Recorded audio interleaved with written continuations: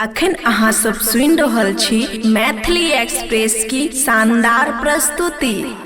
हाय हाय हाय हाय हाय तिरछी नजर। डीजे मनीष रक्सौल।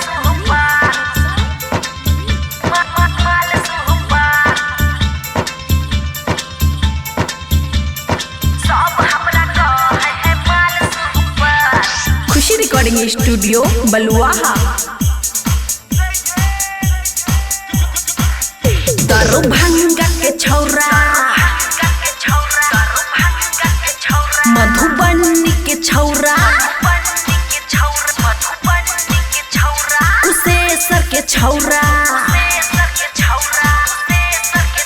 बलुआहा के छौरा, सहरसा के छौरा, सुपौल के छौरा, कंदाहा के छौरा, खगड़िया के छौरा, एक टकी ओही के निहारे भीतर सब हमरा कहे है माल सुपर, सब हमरा कहे है माल सुपर, बुझला।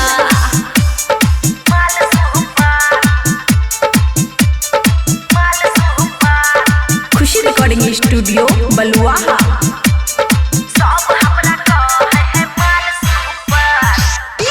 मनीष रक्सौल।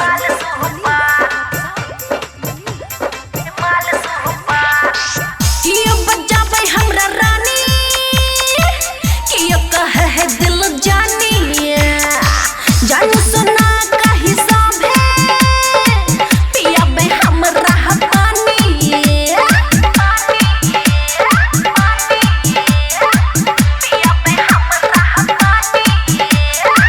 कियो बजाबै कहे रानी, कियो कहे है दिल जानी, जानू सुना कही सब है पियाबै हमरा पानी।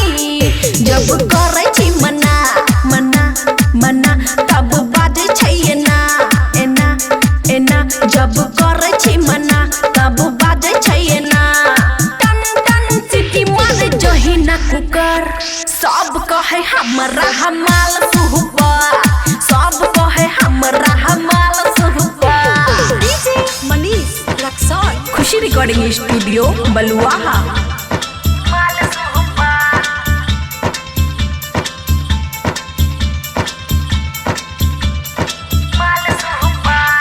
डीजे मनीष रक्सौल। सब हमरा कहे है माल सुपर, कियो के नाम उठवाले, कियो के नाम कनवाले, बबुआ राहुल खाल चाहे गाल के हमर छाले, छाले छाले गाल के हमर छाले, कियो के नाम होठलाले, कियो के नाम कनवाले, बबुआ राहुल खाल चाहे गाल के हम